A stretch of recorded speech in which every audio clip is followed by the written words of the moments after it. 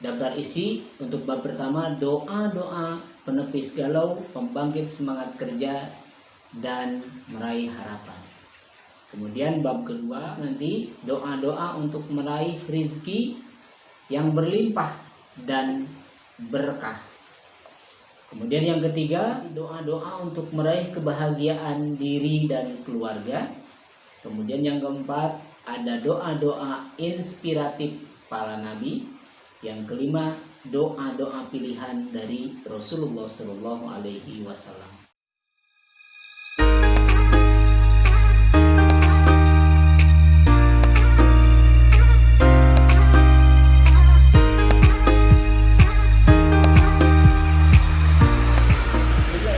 Assalamualaikum warahmatullahi wabarakatuh. Sahabat Alinea yang dirahmati Allah, kembali berjumpa dengan pancuran Alinea.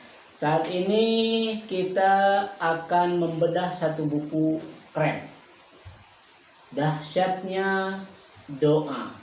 Ini buku yang cukup keren, menghidupkan hati dengan munajat untuk meraih rizki, cinta, dan harapan. Ini buku ditulis oleh Muhammad Agus Syafi'i. Seri Mukjizat Salat dan Doa. Ini bukunya tidak terlalu tebal teman-teman. Ya, bukunya tipis. Ini hanya sekitar 200 halaman. Jadi tipis sekali dengan soft cover. Ya. Kertasnya pakai book paper seperti ini. Ini berisi tentang doa teman-teman. Jadi kita akan coba nanti membedah buku ini satu persatu ya, dari doa pertama sampai doa yang terakhir. Jadi teman-teman bisa mendapatkan doa-doa di sini. Insya Allah teman-teman bisa mengamalkan dalam kehidupan sehari-hari. Jadi doa ini doa-doa yang sangat dahsyat sekali. Buku ini diterbitkan oleh MSD ya, oleh Salima ya, MSD Publishing ya. Ini ditulis diterbitkan pada tahun 2013, pada Mei 2013. Penyunting Yusni Amru dan Halim Ambia, desain isi M. Abdul Aziz, desain sampul Abi Rahman ya. Daftar isinya ada 1, 2, 3, 4, 5 daftar isi, ada 5 bab besar ya, ada 5 dan satu lagi terakhir ada epilog. Kita lihat ada yang pertama, doa-doa menepis galau, pembangkit semangat kerja, dan meraih harapan. Sekali lagi, daftar isi untuk bab pertama, doa-doa penepis galau, pembangkit semangat kerja, dan meraih harapan. Kemudian bab kedua kita akan bahas nanti doa-doa untuk meraih rizki yang berlimpah dan berkah. Kemudian yang ketiga kita akan bahas nanti doa-doa untuk meraih kebahagiaan diri dan keluarga. Kemudian yang keempat ada doa-doa inspiratif para nabi. Yang kelima, doa-doa pilihan dari Rasulullah Shallallahu Alaihi Wasallam.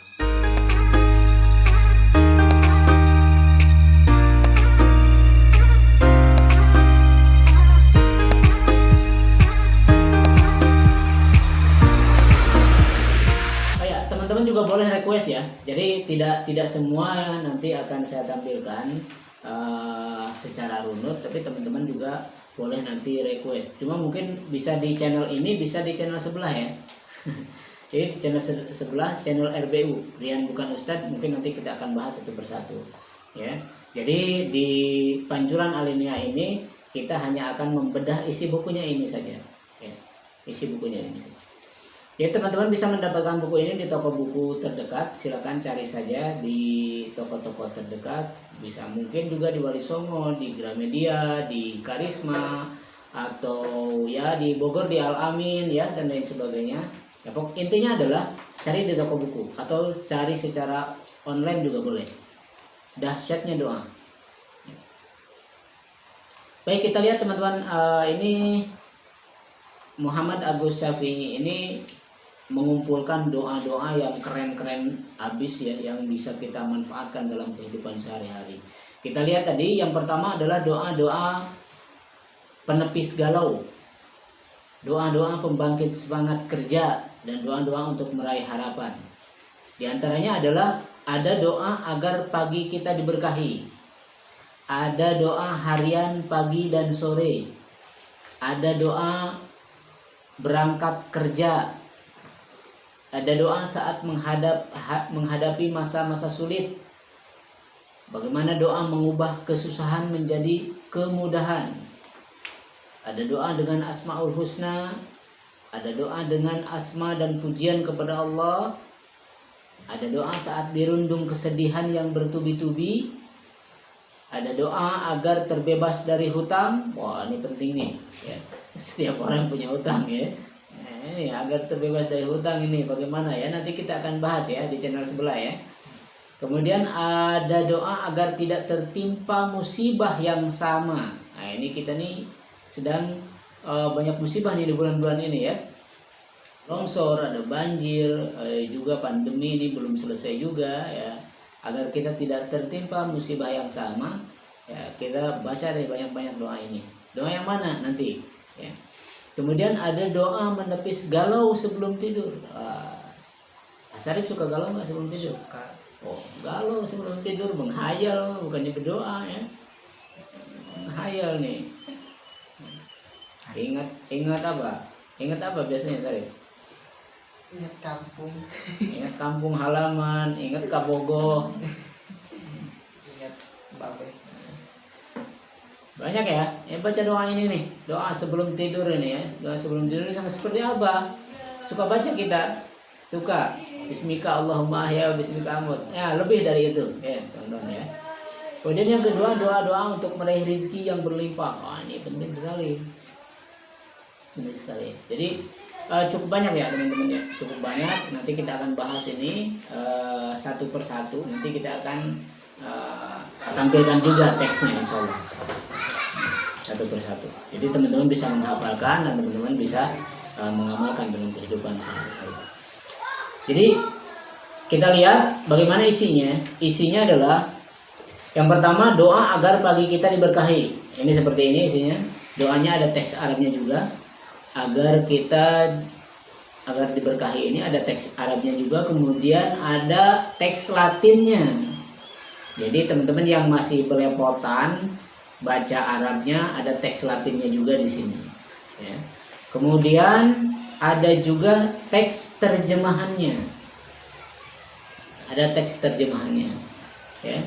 Kemudian setelah itu ada hikmah di balik doa, ada hikmah di balik doa ya.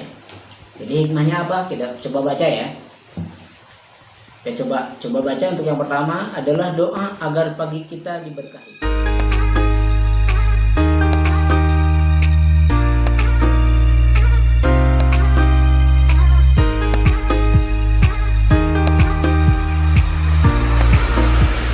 Doanya adalah Bismillahirrahmanirrahim.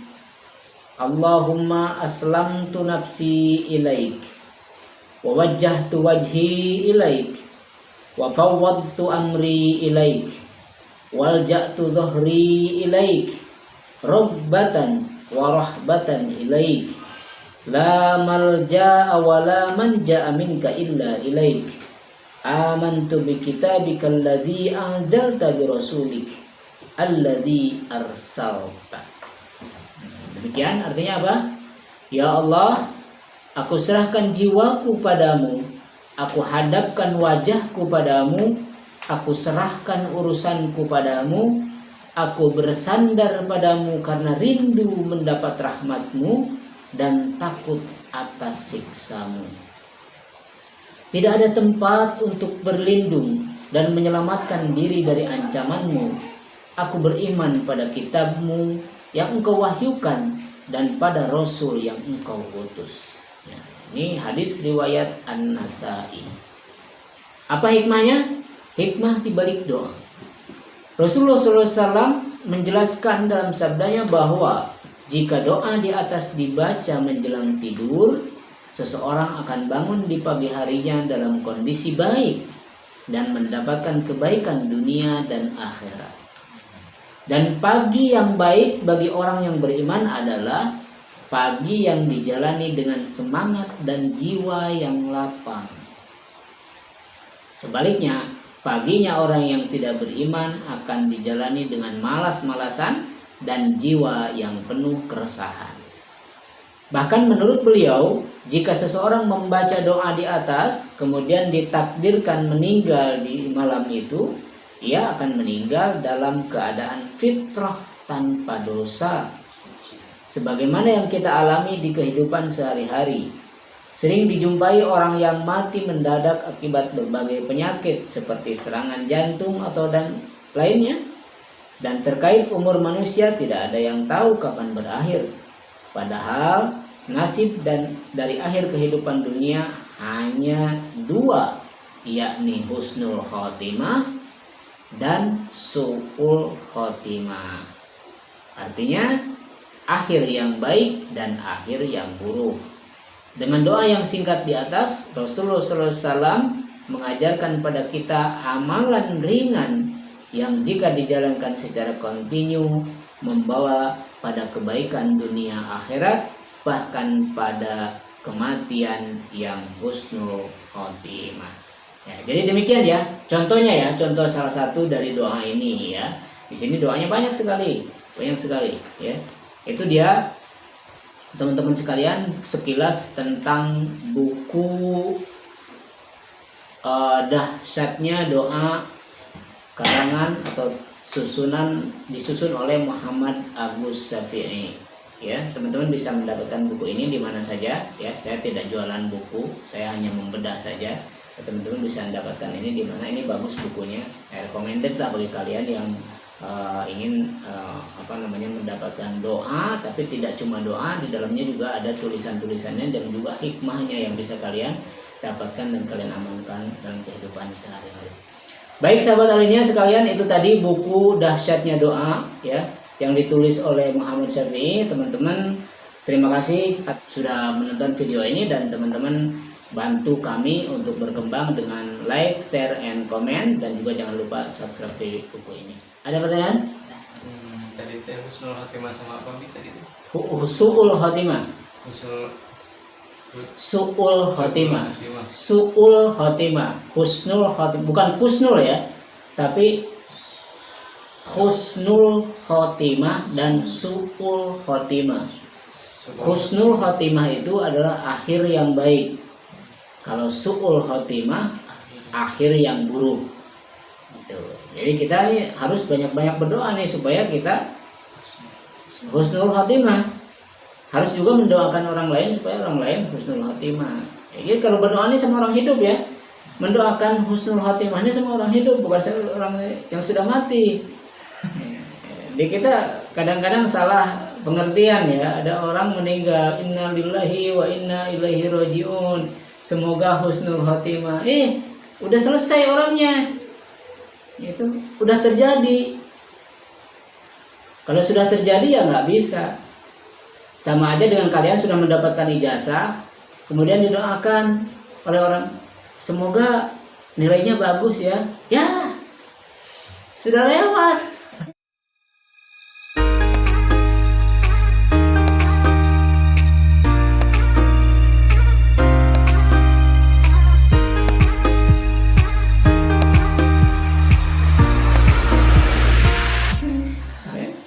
Kamu sudah lulus.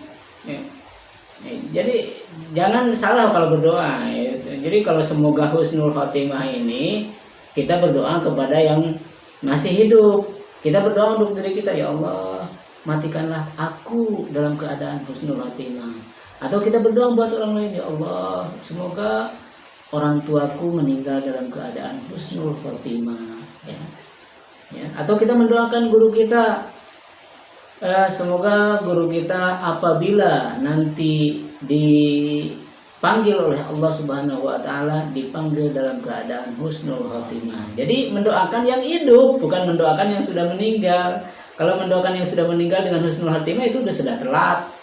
Ya, sudah telat, sama dengan kita semoga lulus, kita sudah dapat ijazah. Ya. Atau semoga apa? Semoga nilainya bagus, ulangannya sudah selesai. Ya. Karena dia. Semoga misalnya nilainya bagus ya, tapi udah selesai ulangannya, ya nggak bisa. Ya. Jadi jangan salah ya kalau berdoa tuh. Kalau berdoa bagi orang yang sudah meninggal, kita doainnya semoga Allah ampuni dosanya, semoga Allah terima amal baiknya, semoga Allah tempatkan di sisi Allah, di sisinya pada tempat yang terbaik di surganya. Itu adalah doa yang sudah meninggal gitu. Jangan juga mendoakan yang sudah meninggal itu dengan doa yang semoga diterima oleh Allah Subhanahu. Ya pasti diterima lah, ya kan? Jadi jangan begini. Semoga almarhum diterima oleh Allah Subhanahu wa taala. Ya, orang meninggal mah ya makanya meninggal juga udah diterima oleh Allah. Ya, jangan salah tuh berdoa. Ya. Orang meninggal itu berarti kan dipanggil sama Allah kan? Gitu. Orang itu mau taat ke, orang itu mau ahli maksiat ke, tapi orang itu kalau meninggal berarti dia sudah dipanggil oleh Allah. Jadi yang namanya dipanggil udah pasti diterima oleh Allah. Cuma masalahnya diterimanya di mana? Itu masalahnya. Ya. Apakah dia tuh matinya dalam mati yang baik atau mati yang buruk? Nah, itu urusannya. Jadi doa semoga diterima oleh Allah Subhanahu wa taala. Ya pasti diterima. Pasti diterima. Ya. Orang maksiat sekalipun pasti diterima. Ya, masa nggak diterima? Namanya dipanggil ya pasti diterima lah. Ya, cuma masalahnya gini. Misalnya kamu ini tidak melaksanakan kewajiban-kewajiban di pondok ini. Kamu tidak melaksanakan perintah guru, kamu tidak melaksanakan kewajiban piket, kamu tidak melaksanakan ini itu. Kemudian kamu dipanggil sama Abi, ya, dipanggil sama Abi. Kamu banyak dosa kan? Kamu banyak dosa kan? Nah, kamu dipanggil sama Abi, ya, kemudian kamu Syarif misalnya dipanggil sama Abi, terus Hanif berdoa, semoga Abi menerima Syarif. Ya diterima. Semoga Abi menerima Syarif gitu. Salah doa Hanif begitu. Ya pasti diterima lah orang Syarifnya sudah dipanggil sama Abi. Cuma dipanggil mau ngapain itu masalahnya. Ya kan? Karena kebanyakan dosanya bisa jadi dicemplungin kolam. Ya kan? Gitu. Kebanyakan nggak melaksanakan tugasnya ya bisa jadi dimarahin oleh gurunya, bisa jadi ya dihukum gitu. Gitu, diterimanya kan begitu, beda-beda kan. Kalau yang taat bisa jadi dipanggil itu wah ini dapat hadiah nih, ya kan? Gitu. Jadi jangan salah tuh kalau berdoa. Banyak yang salah nih kalau berdoa nih. Ya. Jadi supaya teman-teman nggak salah nih, baca nih buku ini nih. Jadi nanti kita akan bedah deh satu persatu ya di channel sebelah ya. Jadi jangan salah kalau berdoa. Semoga diterima di sisi Allah Subhanahu wa taala. Semua orang yang meninggal itu pasti diterima dalam kondisi apapun, pasti diterima. Ya, pasti diterima oleh Allah. Cuma masalahnya nah, ditempatkan di mana itu masalahnya. Setelah diterima ditempatkan di mana, mau diapain, kira kayak gitu ya. Oleh karena itu maka doanya bukan begitu. Doanya semoga Allah tempatkan pada tempat yang terbaik di sisi. Itu kalau berdoa, ya kan? Apa? Allah surga. Semoga Allah terima amal ibadahnya. Nah, boleh kalau amal ibadahnya kita doain, semoga Allah terima amal ibadahnya. Kalau dirinya udah pasti diterima. Ya, paham ya? Jadi itu ya teman-teman, jangan lupa like, share, comment, and subscribe channel ini. Dan terima kasih sudah menonton. Assalamualaikum warahmatullahi wabarakatuh.